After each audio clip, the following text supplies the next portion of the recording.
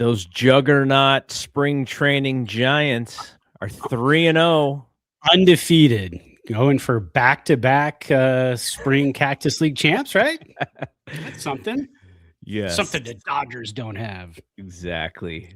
It is kind of funny, though, because last week, and this may simply be like, sometimes in the spring, there are stories, and we'll get into some stories or things that we're looking for or looking toward since games are going on. But, last week was all about Vitello and that press conference that he had.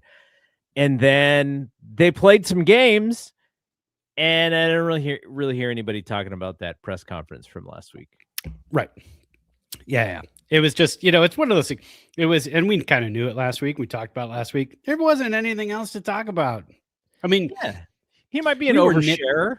Yeah, we were nitpicking about it a little bit. We were thinking, hey, let's talk about the long relievers. Let's talk about, but again, he hadn't seen them yet. And even in game situations, he hadn't seen them yet. So that's where we're at now. We used to do a segment on this show where we would talk about the drinks that we were having. And at some point we were just kind of drinking the same thing over and over and over. Right. But just because I'm drinking it now and I wanted to mention it. So was it like New Year's or something? It was like either late last year or early this year. You sent me a photo and you were like, I'm going to make a Monte Carlo. And I was like, what is a Monte Carlo? I've never heard of this before. And so you showed me the ingredients, you showed me the drink, and I was like, okay, that is what every time I go to a restaurant that has a bar, that is what I'm going to order. The problem is not everyone has one of the ingredients, which is the Benedictine, which is it's like is it a rum? Like it's what is it actually? It's just kind of like a mixed up liqueur, and it's 40% alcohol, so it's 80 proof. Let me see what is like a brandy or something, I think. Drink. Yeah, I think it's let's see, it's a French herbal liqueur made up of 27 different plants and spices. So it's just kind of a big mishmash, just kind of like bitters. Mm-hmm. Bitters are the same thing. Bitters are just kind of like aromatic, and they're they do have some alcohol in bitters as well because they're fermented. They don't let you. They don't just let. They usually don't let you go to the scan it yourself part of the grocery store. They make you go through the thing. Now, the trick is, have you tried the Benedictine by itself just to see what it tastes like? I have not done that either. And every mixed drink thing that I've seen about the Monte Carlo is like, oh, try the Benedictine by itself first a little bit, and then you'll know how much you want Monte Carlo. Because like you said, you've seen half ounce, quarter ounce. Yeah. I've seen a full ounce. I've seen a lot of recipes that are all over the place. I've kind of settled on a half ounce. 1 ounce is a little too much, a little too sweet for me. Yeah. I don't like sweet drinks. So a half ounce is good. But then Denise tasted the one I made with a half ounce the other night. She goes, I'm surprised you like this because it's really sugary. I said, I think it's just that half ounce of Benedictine really gives off an interesting sugary plum type of flavor. So yeah. So the reason why I mentioned it is because since it's been so hard to find, I did find it over the weekend though. I was at an Italian little restaurant in near Oakland, and they had it. I've also had it at a Mexican restaurant out here in Santa Clara area. Everywhere else, they're like, nope, we don't have it. But then, so then I just order a Manhattan. But you said that you had just gone to the store, to the Total Wine, and you found some Benedictine. So I went to the Total Wine today and I found some. So now I can make my own Monte Carlos for our show. So did you make one yet? Yes, it's right here. It is. Now here's the thing. I made mine with ice and the recipe that I had says it wants you to strain the ice out. Oh, okay. I do it. The video I sent you super simple. I put it in a tumbler glass like that, a rock glass, put an ice cube, like one of the round ball ice cubes, pour their ingredients in, stir it right in the glass, done. Yeah. So the one that I saw said to strain it so that there's no ice, but every time I've ordered it, it just come with ice. So I didn't have the cube or the sphere right next to me, so I had to make it really quickly. But I'm gonna make it with the sphere the next one I do. But yeah, so it was super fun. It's kind of fun to make these drinks because I enjoy them so very much when I'm out at the restaurant. Yeah. Like, man, I can just make them here too. Like it doesn't Well, only have to be a restaurant thing. you can make it, and then you could put on a record, and you could sit back and relax. And that's what I like to do a lot of times. I'll grab a record, I'll put it on, have a drink, and then read the liner notes on the record because, Yeah. some of this stuff was written by like Tony Bennett on the back of some Sinatra albums, wrote this big long thing about Sinatra and what he means to him. And it's just on some random record from like 1957. So I enjoy doing that. All right. So let's talk about some baseball. So like we said, spring training games are going on now. The Giants have played 3 games, and it's interesting the broadcast schedule because so far they've been putting them on the website, and I don't think there's very many CSN Bay Area games this year. There's only a couple. I know that ESPN's their over the top service, what is it called? ESPN Unlimited, I think it's called. Will have the game against Team USA. They will have that game on that service. But so most of the opportunity to watch them is probably going to be through Twitter clips and YouTube and stuff like that. But did you get to watch any this weekend? I did. I watched a little bit, both Saturday and Sunday. Yesterday's game was kind of fun because the Sunday game against the Cubs, because it was they call it Giants TV. But it's basically just video feed from the ballpark, switching cameras too. So there's somebody directing it as well. And then it was the audio overlay feed of Kuiper and Miller. So which is that was probably better than the broadcasters that they would have had. Way better. And Joe Rizzo did today's game, so I listened to a little bit of that game.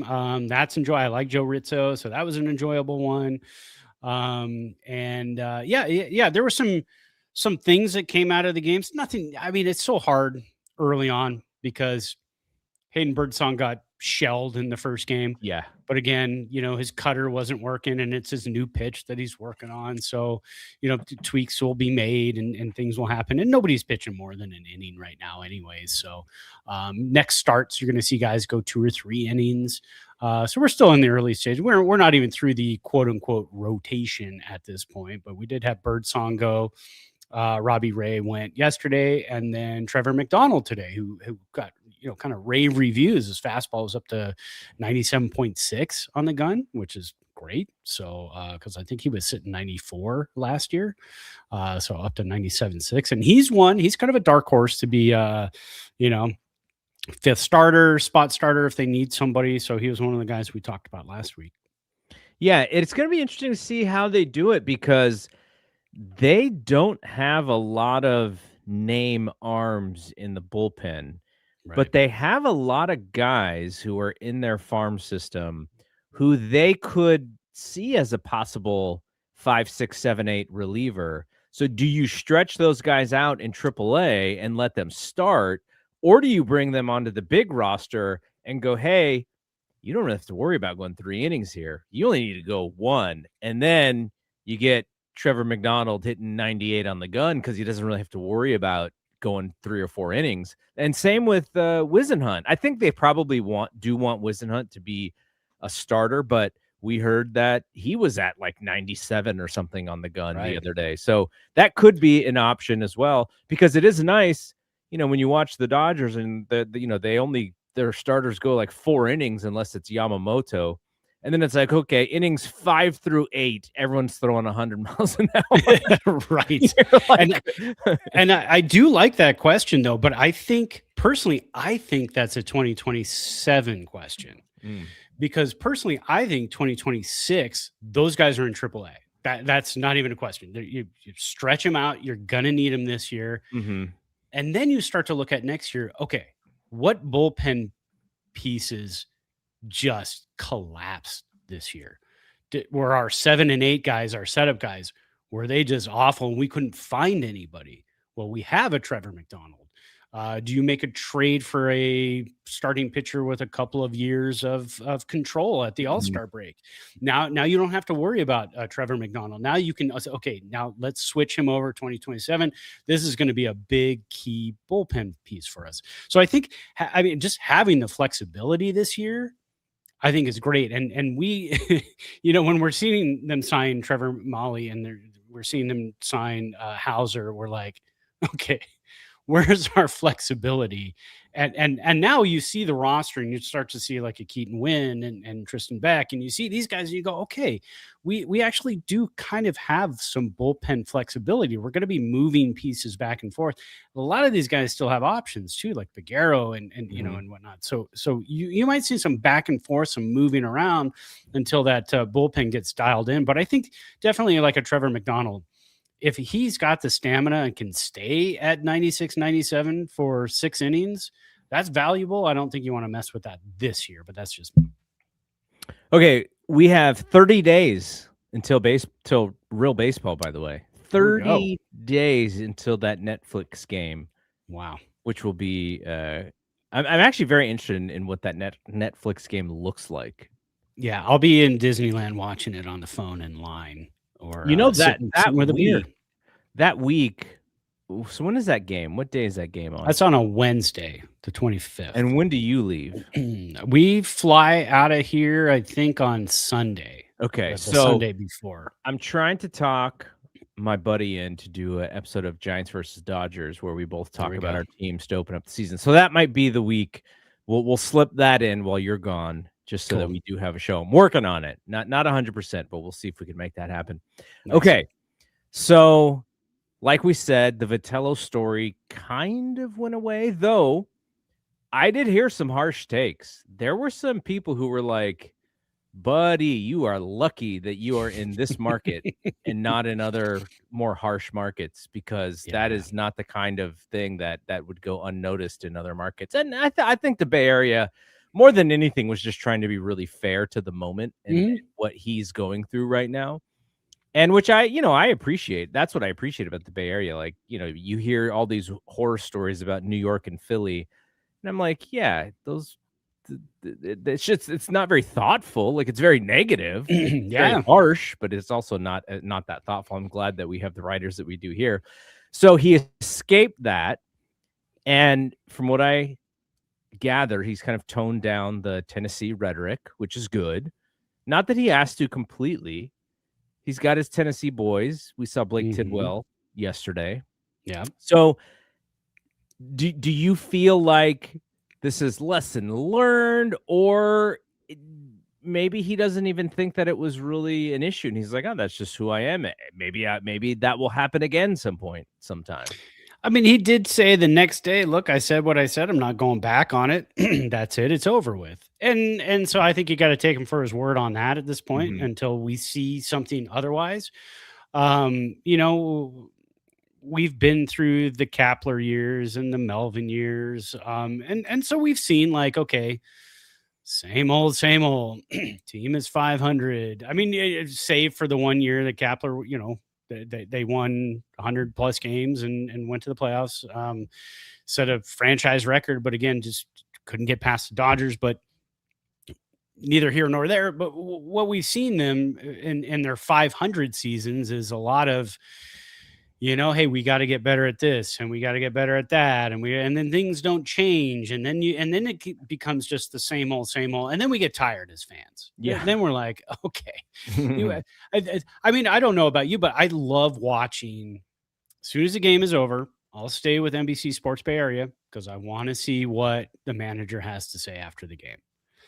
If it becomes the same old, and we lose a 1-run game, bullpen blows the 8th or 9th inning, and we lose a 1-run game, I will turn it off. I don't want to hear, especially if I've heard it before over and over. Yeah. So until I see Vitello get there, which I hope he doesn't, I'm going to give him the benefit of the doubt and just say, look, it was one of those things. It rubbed him the wrong way. He wanted to clear the air. Maybe he thought everybody else was on his side and thought, oh, here he is. This guy is clearing the air. This is what we want to hear. But instead the media was like, huh? What's honestly, happening? the media, I thought the media was actually less frustrated than the fan base was. Now the media doesn't really care, right? They're writing their stories, but they're kind of going like, "Oh, from what we've seen in the past, this is how managers have handled that scenario." But the fan base was like, "Okay, dude, do you want to be here? Or do you not want to be here? What's going on?" Right? Like that was the immediate reaction. And I thought the media kind of helped go, "Hold on. Like this is all he really knows. And he hasn't been able to tell this story. Maybe he should have told that story right when he joined, Yes. but he felt the need to do it now." And so I thought the media was kind of helped him in a sense, because the fans were like, "Okay, dude, like look, can we like actually put Tennessee in the past?" And he can't really do that yet because there was something there for him. Now, I don't agree with the way that he did it necessarily, because it did make me sort of think like, okay, he's used to the kiss ass media. He's actually not used to like real media. That was my initial instinct. But because you're Susan Slusser type of journalist, she was like, this is all he knows. Like let's if you want to grade him, or if you want to ding him, or if you want to critique him, let's wait until there's actually baseball to be played before doing that, which I thought was fair. And so that's why I like reading all of the others. I would say Tim Kawakami was on the other side, and he was kind of like, what does this guy expect? Like, he was pissed. But Tim Kawakami also, his like one of his first jobs was covering the late 80s Philadelphia Eagles, Buddy Ryan team. So he was like thrown into the deep end as a journalist. And so he knows what those harsh markets are like. So that's kind of, he is very thoughtful as well, but he does have those experiences. And then kind of in the middle was John Shea, who was like, yeah, a little bit of this, a little bit of that, so it was really good to get a read of everybody's thoughts. Baggerly's going to be tough. He's got a way. He probably has like the best command of language of any of the Bay Area writers. He's such a good writer. So I thought his piece was really good. But at the end of the day, I think the bottom line is okay, what's going to happen on the field? Because I think I said this last week. He could cry about Tennessee every week if he wants. If the Giants win 105 games, I don't give a crap. I'm like, let's talk more about Tennessee. I want to hear about, your third string catcher, who was catching bullpens. Like, what was how you handled it when that kid's bird died? Exactly.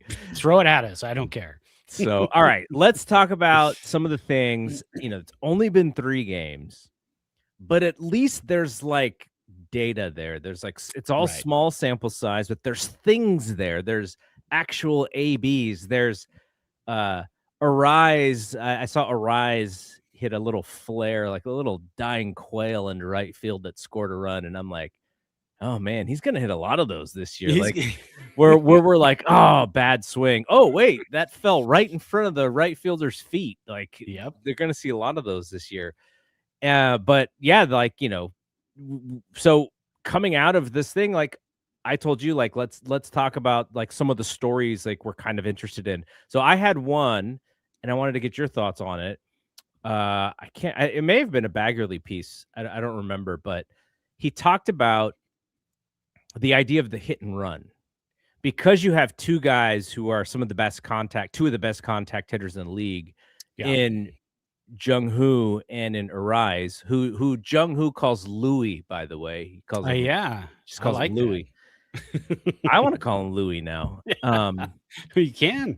But so the idea was like, maybe there's a little bit of like game recognized game, like maybe there's a little iron sharpening iron, because their styles are similar. And so then I took it to the next level, which is, let's say Luis Arraez is only here for a year. If he has a great year, he could be picked up by one of these other teams, right? Who's like, oh, okay, he's kind of back to who he was when he was in his earlier days. Like he's hitting 330, he's getting on base, he's scoring runs. The Giants may not want to overpay for him. They love him at this price. Let's say that we only get him for this 1 year. I'm interested to see this relationship with him and Jung-Hoo, because I want to see what Jung-Hoo can learn from this guy. From the this in some of the quotes of that article was like, I don't have them verbatim, but it was like Arraez was like saying, like, you could even be a little bit more aggressive on the bases. Like you should bunt for hits more often. Like, and he was kind of throwing some things out there. And I guess the idea of the piece was that Louis was somebody who would call his own hit and runs sometimes because he's so confident that he's going to make contact, and he sees something in the pitcher that gives him the idea of like, okay, this pitch is coming, we'll get a good jump, and I'll be able to hit this, in a certain part of the field where the runner's not at. And Jung-Hoo was like, yeah, in Korea we didn't really hit and run very much. And also, I would never call it.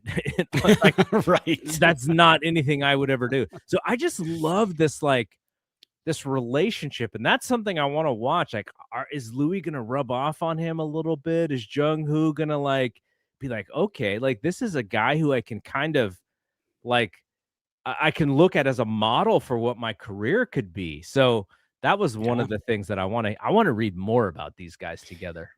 That was fantastic, because last week when we talked about what we wanted to see in the spring, what we were hoping to see in the spring, one of my things was base running, aggressiveness, hit and run. I mentioned that last week, and then we get this article this week about it. I got very excited when I saw the headline, by the way. I was like, hey, this is exactly what I want to see out of this team. We know Vitello coming over. Yep.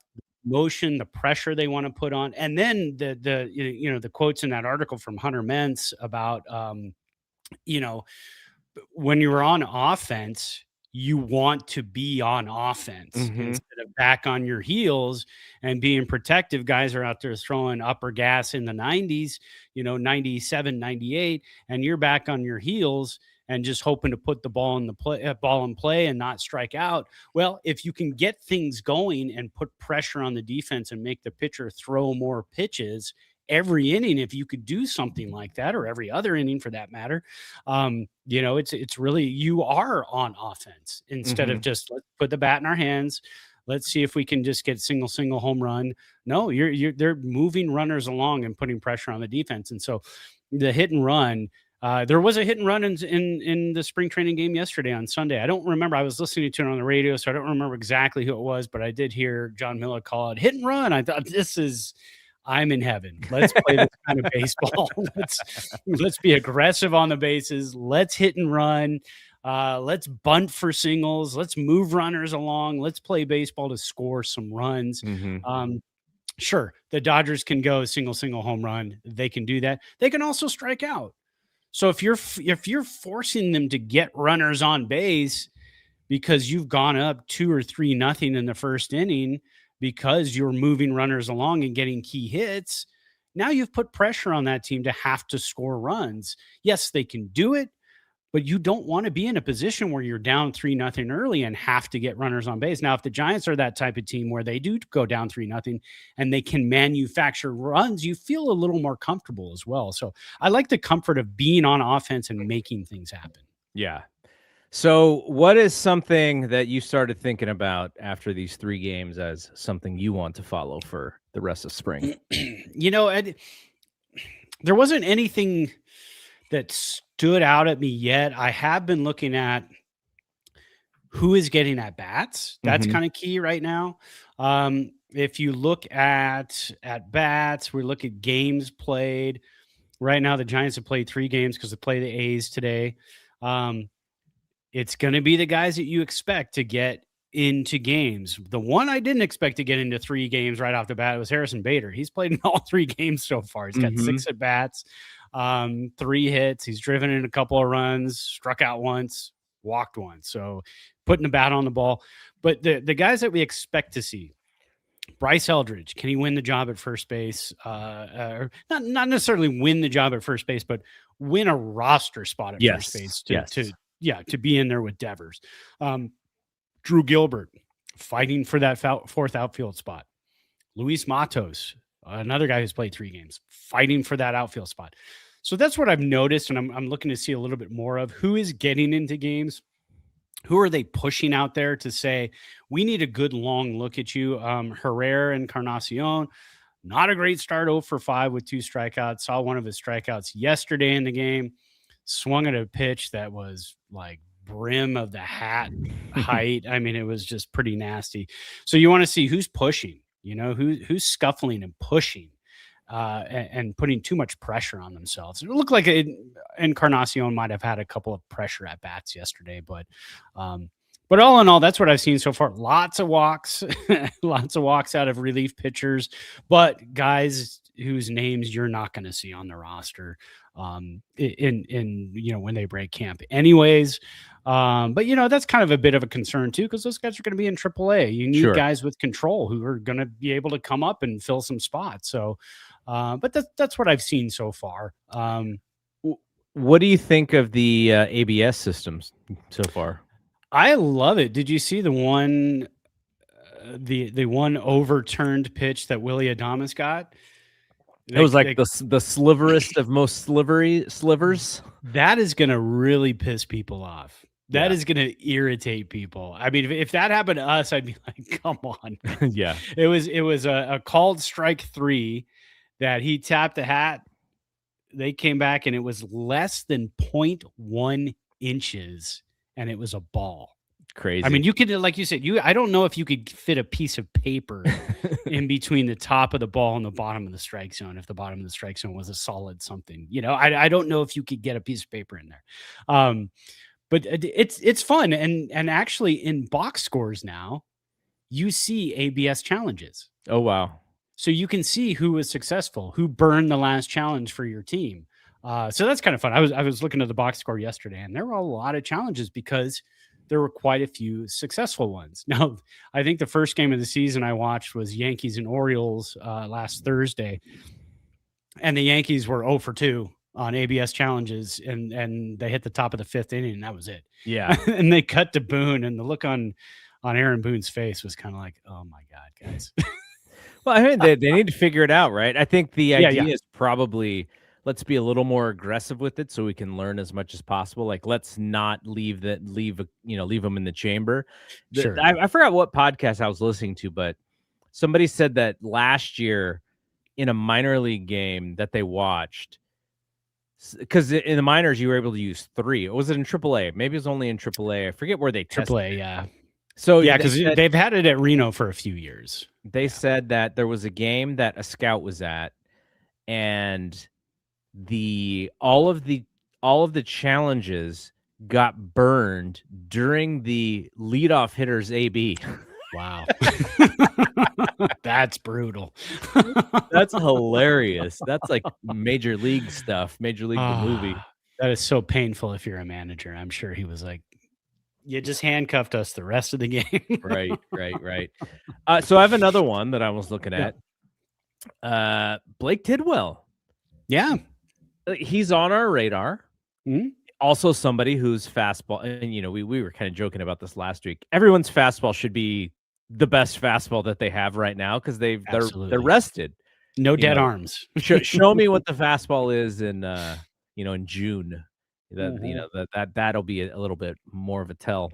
But Blake Tidwell, I think again, I leaned on this a little bit last week, is like Vitello knows those guys. He knows Tidwell, he knows Gilbert. They're probably going to get the benefit of the doubt. And maybe if Tidwell can showcase that he can come into games and just, get strikeouts where they need them, maybe he does make the roster as like a long reliever, or maybe not a long reliever, maybe a more power reliever, because, we talked about Ryan Walker. Is it going to be his job? I know they want to see what Will Bednar can do, but if you got somebody like Tidwell, for this year, you kind of go by need, and then His value, of course, starters are going to be more valuable than relievers, but maybe he becomes like an ace reliever rather than like a middle road starter. Who knows? Like that they could play with stuff like that. And some of that's going to be based on trust, and we know Vitello is going to trust his guys. He knows those guys, so that is something I'm going to follow. Is the Blake Tidwell experience? I think got 3 strikeouts yesterday. He did in 1 inning's work. So yeah, he's going to be the one, and with the coolest name on the planet too, Blade. I mean, come on, that's he's gonna if he ends up becoming a closer, and we could run with that name. I mean, that would call him Blake. It's Blade Tidwell. Oh, okay, yeah. I mean, I think I kept calling him Blake. D and K sound the same. It's so Blade Tidwell. Blade is. I mean, that is just like, here comes the Blade. I mean, oh, come on, that's going to be awesome. So, but yeah, I mean, he could be slicing and dicing hitters, man. It's going to be fun to see too, because again, like we talked about earlier, it's going to be really fun to see now that you have a lot of options pitching wise for starters, for relievers. Tyler Malley just threw today a live bullpen session because he's coming back from, I think, surgery, right? But have we seen Hauser yet? We haven't seen Hauser yet. I haven't seen Hauser yet. I'm not sure who's slated to throw tomorrow. I'm not even sure exactly what the schedule is. I've got to get I do have the schedule in my iOS calendar. So what do we got tomorrow? We got a 12-10 start tomorrow against the Angels. Rest of the week we've got and all of these games. You can listen to all of them, or at least most of them. Some of the split squad games you can't listen to, but they're either on the website sfgiants.com or KMBR will broadcast them. So I think everything except for like one game and the split squad games. Like you can't listen to both split squad games. I think the game against the Dodgers on the 27th, coming up this Friday, I believe that's an ESPN game. You know, ESPN shows a couple of games a week, or a couple of games a day. They show like a 10 o'clock game, and MLB Network also has some games, some spring games. But yeah, that game against the Dodgers is going to be on one of the national networks. So that'll be kind of fun. Yeah, there's a schedule. If you go to the Giants Twitter account, they have the broadcast schedule up there all the way through the day before the opening day. So yeah. All right. I wanted to talk about one more thing that I'm looking at, because they keep talking about this dude. They keep talking about Bo Davidson. They keep calling him the JUCO Berry. Yeah, that's a lot to carry, isn't it? I'm like, come on. Can we compare him to, like, can he be like, if you're coming up, and let's say Giants history, you don't want to be called the JUCO Berry because there's giant shoes to fill. What if you were like, how about you just call me better than Fred Lewis? Like, can you call me better than Fred? Because that's a lot of people. You're setting expectations. Hey, Fred Lewis was the starting left fielder in opening day in one year of his career. He was he was one of their better prospects, but never didn't actually fulfill what they'd hoped that he did. But like, I saw him on Fred, or there's other guys that you just have to be better than these guys, and then you're not looked down upon as like a failure to fulfill Barry Bonds' shoes. I saw Fred Lewis on opening day for the Fresno Grizzlies back in the day, 2010, here at Reno Aces Ballpark, and Fred Lewis was in center field starting that day, and some kid named Buster Posey was behind the plate. There you go. On that same night, so that was kind of fun. Old Fred Lewis, that guy. He wasn't there for very long. He was not. No, that was I caught him on opening day, and it was like early April 2010. And then I think he was there for about 2 months, and that was pretty much it. And then he was gone. He was because Buster comes up. Buster comes up on my birthday that year. Oh, okay. Yeah, I literally landed in Vegas, got off a flight in Vegas, look at my phone, Buster Posey was brought up to the big That's club. awesome. That is so cool. Yeah. Yeah, that's kind of a tough one for Bo Davidson. I know one of your boys is I know JJ is all over the Bo Davidson train. Do we see him this year? I guess that's going to be the question. It's going to Yeah. be the questions are: do we see Bryce Eldridge? And by the way, John Miller is in spring training mode because yesterday he called him Bryce Harper. But I was listening to the game. He goes, Bryce Harper. Bryce Harper is on first for the Giants. I said, who? What? I mean, I just called Blake Tidwell. So. That's close. Yeah, that's very close. So yeah, the questions are going to be: do we see Bryce Eldridge, and or do we see Bo Davidson this year? Bo Davidson's probably more of a long shot, but if the Giants need outfield help, and they've got a bevy of fourth outfielders. But if it's easy to rise above that crew right now, I think. I think if you play really well, but again, they keep talking that he's going to be in Double-A. He's going to start in Double-A, but we may see him this year.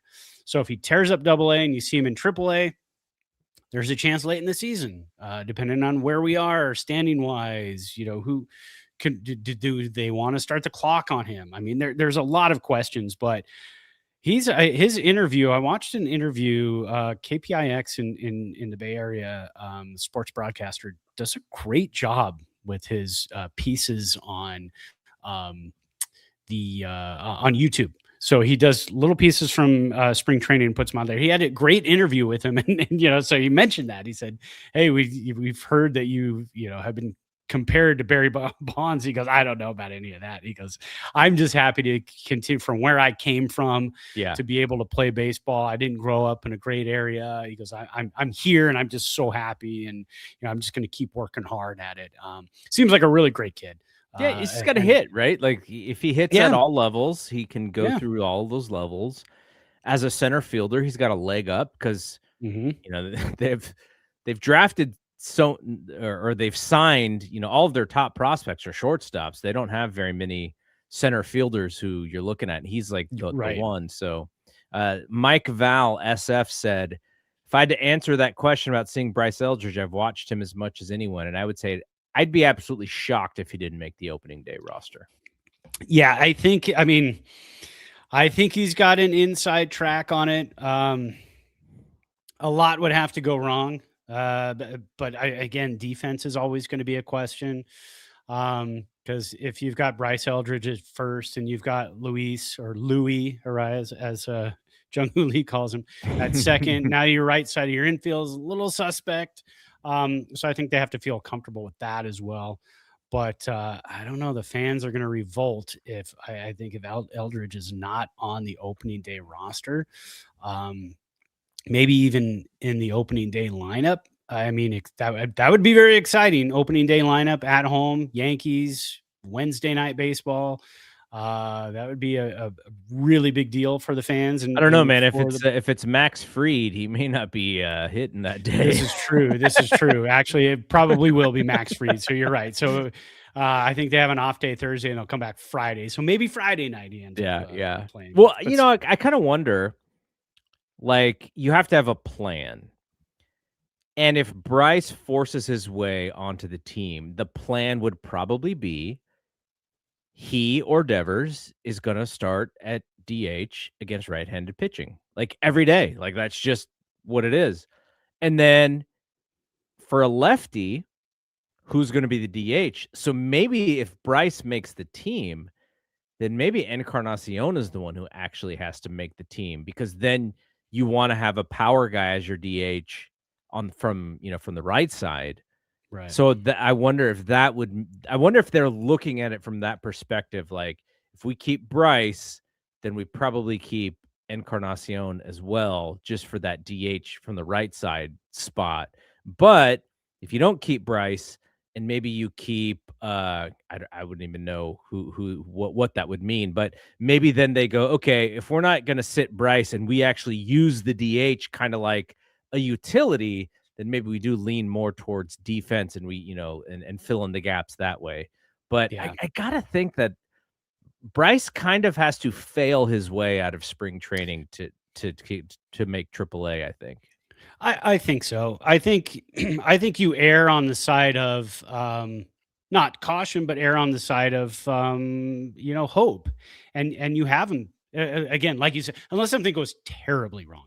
But you have him in the bigs to start. I Mhm. don't think it's damaging to say, hey, look, a month and a half, 6 weeks go by, and he's struggling to hit 120 and he's not hitting the ball out of the ballpark. And then you send him back down for a little bit to AAA. I don't know if that's going to hurt the psyche as much as it would to start in AAA and say, prove it again. You got to prove it again. Because he didn't necessarily prove it at the AAA level last year. He wasn't hitting a cover off the baseball in AAA, but every other place he went, he did. And I think it was just more of a, hey, the fans, the team, everybody kind of needs a boost. Let's bring Eldridge up and just kind of go from there. Because I mean, we know most likely they're not going to keep Matos and Encarnacion on the roster. They both don't have options, so Mhm. you're not going to be able to keep both of those guys. But Buster is safe. Sometimes he's safe. And so it might just be hey, you're going to have to start in AAA. Let's see what Encarnacion does. Even if he has a terrible spring, he's still on the roster. He doesn't have any options. Let's give him a start, at the big club for about a month and see how things go.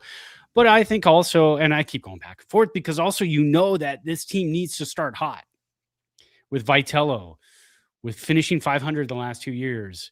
This team needs to start hot. And so you've got to put your best players on the 26-man roster to start the season. I don't think it's time to play safe anymore. I think it's time to go for it and get these guys in the lineup for maximum damage. And that's just what I think they should do this year. I don't know if that's going to happen, but I would love to see that happen. Mhm. So back to Bo. The interesting thing about Bo is the Giants are going to lose some guys to the WBC. Mm-hmm. So more than likely, because it's Bader and Jung-Hoo and Ramos, their entire outfield is actually going to the WBC. They're going to need guys to fill those spots. So Bo Davidson might get more at-bats than he even necessarily wants. So they'll be able to see as much as they want of him. And I think that'll be good. That'll be something for us to watch and something for us to look forward to, is just to see him. Like some of the spring training stuff, depending on what the pitching is like. In some cases, he'll be overmatched because he'll be facing big leaguers. In some cases, he won't, because he'll be facing guys, like you said, who will be nowhere near the big club. So that's going to be fun to watch as well. Yeah, I think so. I would love to see. We need that youth injection.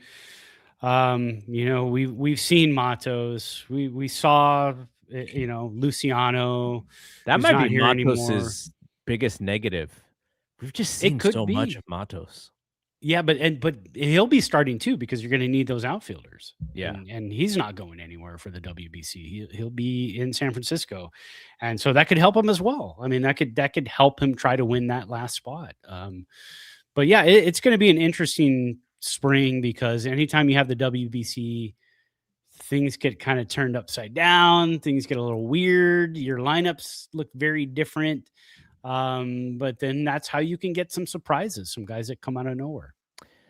Yeah, if I got to see another Matos swing where he's so aggressive and mid-swing realizes that it's not the pitch that he's going to hit, and the end of that swing is not as aggressive as the beginning of that swing, and he pops it up or rolls one to shortstop, I'm like, I'm done. I'm done, man. It's hard with him because he's got the talent, and you see the talent. You know what I mean? Like, you see it when he gets a hold of one, you see the talent. It's there. So hopefully, Hunter Mentz. I keep wanting to say Hunter Pence. That's going to be a tough one, but it's Hunter Mentz. Is it Mentz? Yeah, I thought it was. I look at it and I go Menz, but Mentz. No, I've heard the hard S quite a bit this last couple of weeks, but working with him and working with his staff, there's going to be some different hitting philosophies. So that's something else to look for in this spring is, how aggressive are these hitters and at the plate? And I do strikeouts get cut down quite a bit because that's another key. I mean, I can't tell you how many times we go into a season and go, maybe this is the year we cut down on strikeouts.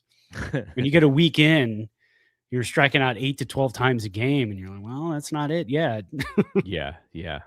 I mean, that is probably a little bit better than what they were doing last year, though. Yeah, for sure. All right. So we got some games underneath our belt, and we got a full schedule of games this coming week. So next week, we will have even more things to talk about this team. And, I want to see all the things that we mentioned, but also, like, I'm very interested in Hauser and how did you pronounce his name? Because we've been pronouncing it different. Tyler Molly. Molly. Yeah, okay. Yeah, I've heard. I'm interested to see what those guys look like at this point, because if we are expecting them to be the 3-4, and then Roop is just hanging out there, like, I almost wonder if Roop's like, I could be a little bit better than 5 here. I'm the one who's on this team last year. I'm ready to go. I would love to see him kind of push himself up in the rotation a little bit.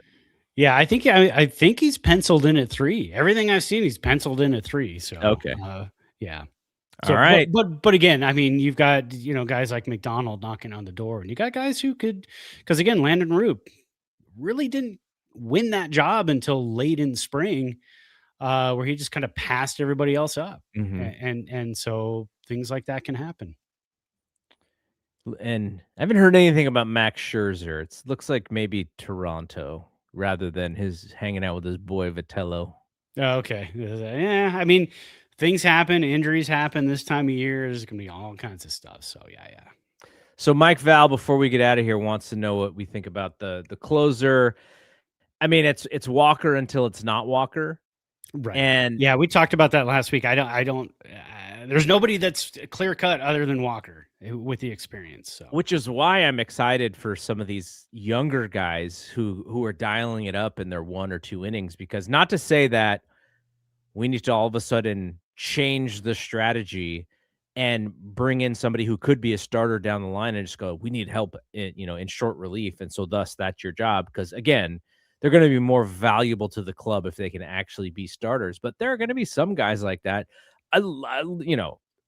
I'll tell Mike right now, I'm not confident with Ryan Walker being the closer. I think Ryan Walker will do some good things this year.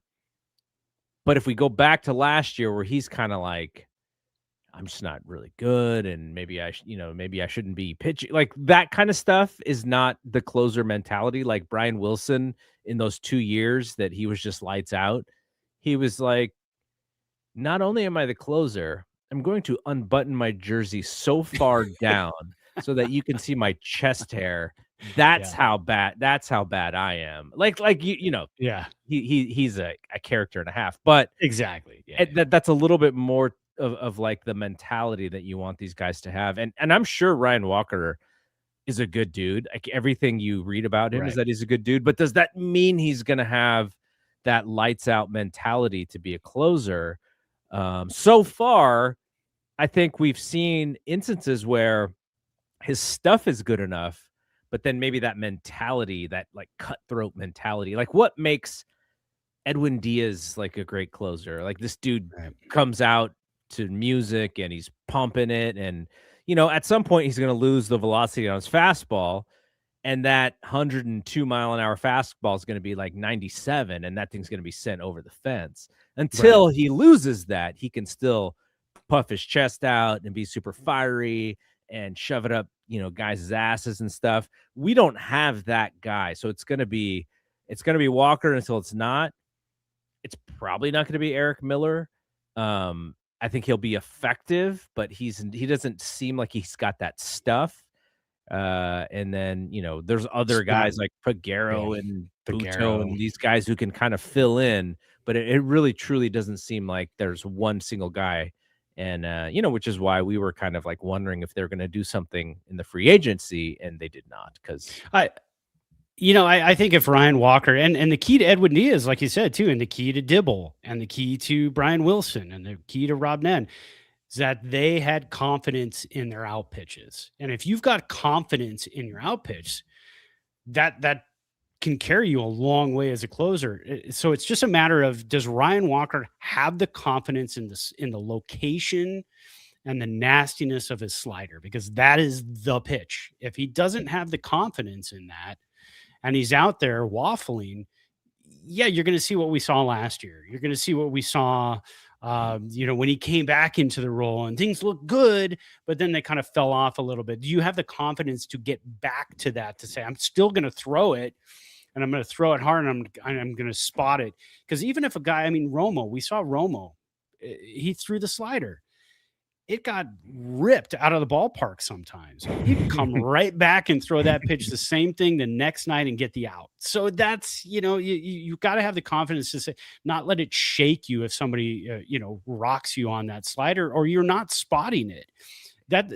The main thing, though, is control. If you're not spotting your slider, you don't have much else if you're Ryan Walker. Yeah. His decent fastball, what is he, 93, 94? But when you're pairing it with that slider, it can get pretty nasty. And Romo, in an interview the other day, said, yeah, I think Ryan Walker has it. He throws that thing way harder than I ever did. Mm-hmm. And it's nasty just throwing that thing on the mound. So yeah, like you said, it's Walker till it's not Walker. Oh, we would go back to Rod Beck, R.I.P. Rod Beck. Mm-hmm. Like Rod Beck, if you looked at him, you're like, he doesn't really look like a baseball player. Till he dangles that arm. Yeah, and he's got that big old beard and the bushy hair. And then he's like, yeah, okay, but try and hit the split finger fastball. Right. And like that was the pitch, right? It's like if I can get to 2 strikes and I'll battle with my fastball, and I'll have to be very precise with it to get the strikes that I need. But if I get to 2 strikes, splitter's coming, and I'm going to close this game. Like Ryan Walker, does he believe, okay, my arm angle and the slider, nobody can touch me? It doesn't sound like he thinks of baseball that way in the sense of nobody can touch me. He thinks of it more of like, okay, this pitch is in this spot, and I'll get weak contact here. And great, but it's also why I think he's better as a 7th or an 8th inning guy rather than 9th inning. Yeah. Yeah. That's the thing, is he's got the pitch. He's got the signature pitch. That's what you need as a closer. But yeah, like you said, the mentality, can you throw it and think, when I throw this pitch with 2 strikes, it's coming. I know it's coming, but I'm getting you. So he's got to grow into that, I think. All right. Well, maybe spring training, he just comes out with like a giant Fu Manchu. He's like breathing fire out there, sending snot rockets. Yeah, dangles the arm. Yeah, what did Dibble do? Throw the ball out into center field and threw it into somebody's chest or something? I don't know. He's snot rocketing. He's like, yeah, talk to Mad Bum over the summer. Take a little bit from each pitcher. Gets the jalapeno pepper in the nose. You put snot on the ball. All right, we'll be back next week. Thanks to Mike Val for hanging out with us. That's fun. Great questions, great comments. So for Brad, I am Double G. We will see you when we see you. Peace out. Peace.